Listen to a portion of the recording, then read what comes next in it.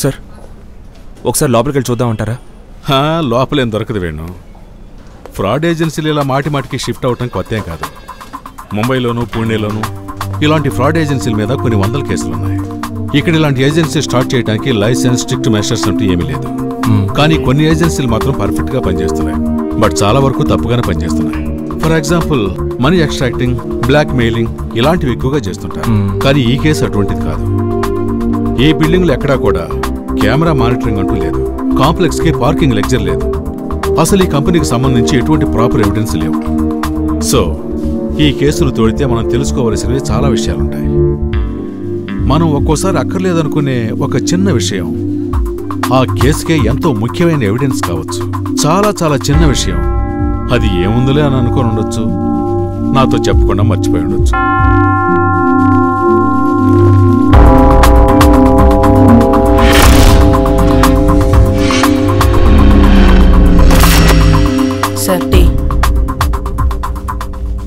Sir ఒక tea తాగుదామంటారా? ఈయనెవరో తెలుసా? ఎప్పుడైనా ఇక్కడికి వస్తారు సార్. ఎక్కడికి? ఇక్కడుండి ఖాళీ చేసిన కంపెనీకి. ఇంకా ఎవరెవరు వస్తుంటారు? ఇద్దరు ఎప్పుడు ఉంటారు సార్. అప్పట్లో ఒక అతను వచ్చేవాడు సార్. ఈయన రావడంతో ఆయన రావడం మానేశారు సార్. ఏమన్నా ప్రాబ్లమా సార్? వాళ్ళిద్దరిని కలుద్దామనే మేమిద్దరం ఇక్కడికి వచ్చాం. నీకేమైనా తెలిస్తే చెప్పు. నీతో ఏమైనా మాట్లాడారా? బాగా గుర్తు చేసుకుని చెప్పు.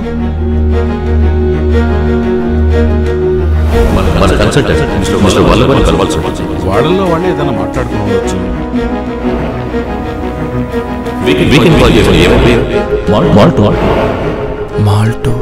ఎంత అయింది బాబు? 10 రూపాయలు సార్. తీసుకో.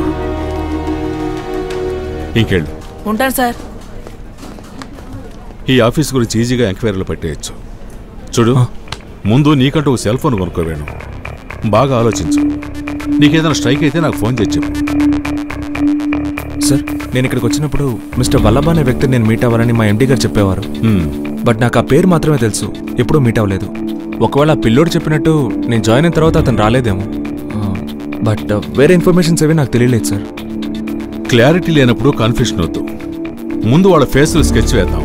అది మన పాత రికార్డ్స్తో మ్యాచ్ చేస్తే క్రిమినల్ ఎవరో పట్టుకోవచ్చు. Yes sir. మార్నింగ్ ఆఫీస్కి వచ్చాయి. Okay sir.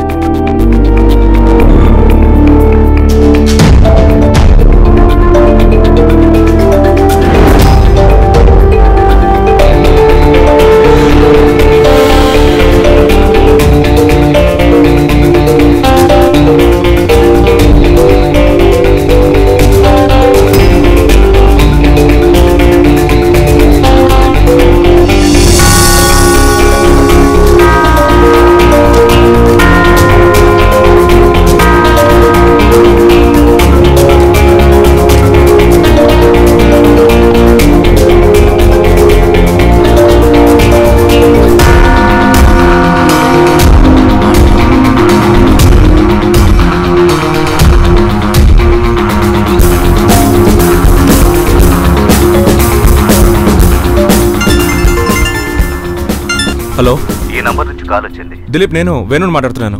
వేణు, నువ్వు ఇచ్చిన 2 నంబర్స్ డీటెయిల్స్ ఇంకా నాకు దొరకలేదు. లేట్ చేయకుండా ఇంకా ఏదైనా సోర్స్ ఉంటే వెతుకు. నేను మాక్సిమం ట్రై చేస్తున్నాను. వేణు,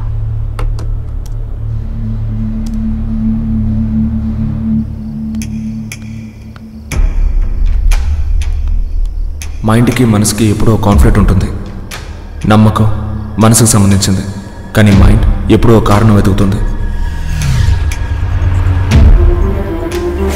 శైలేష్ ఇక్కడికి వస్తాడో లేదో నాకు తెలియదు, కానీ నా మనసులో ఎందుకో బలమైన నమ్మకం కలుగుతోంది.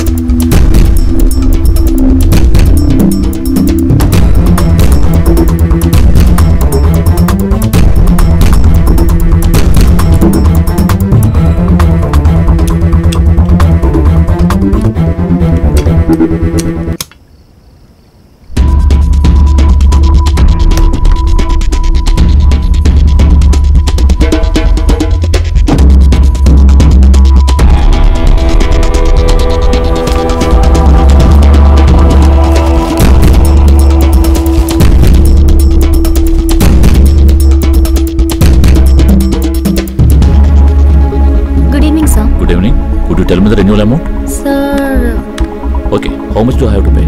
it's around 2 lakhs, sir. Could you tell me the exact amount? Sure, sir. Okay. Yearly renewal charges rupees 2,36,700. Just a minute. I will get my checkbook.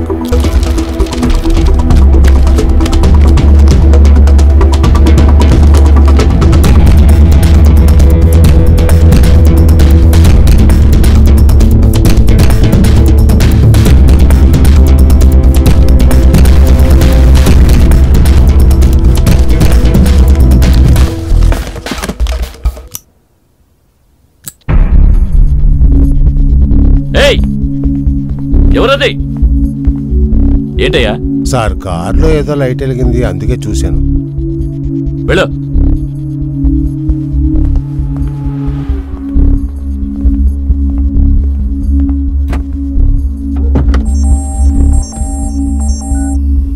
Hello Shailesh, ఎక్కడున్నావు? మాల్టో. ఇప్పుడే వల్లబాతో మాట్లాడాను.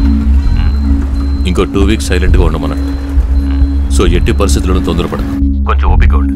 ఆ తర్వాత అంతా నేను చెప్పినట్టు జరుగుతుంది. అర్థమైందా? హలో శైలేష్, లైన్లో ఉన్నావా?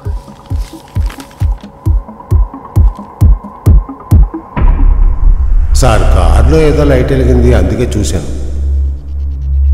హే, ఏంటి సైలెంట్గా ఉన్నావు? నువ్వు చెప్పింది జరుగుద్దో లేదో తెలీదు, కానీ నేను నీతో అన్నది జరిగింది. వాడు మనల్ని వెతుక్కుంటూ వచ్చేశాడు. శైలేష్, వాడు మనల్ని ఏమీ చేయలేడు. నువ్వు ముందు పేపర్స్ని డిస్ట్రాయ్ చేసి.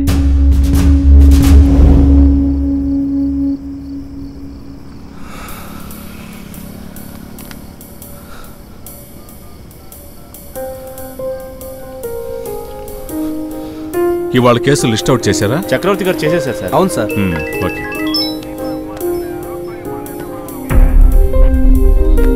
హలో సార్, నేను వేణుని మాట్లాడుతున్నాను. చెప్పు వేణు.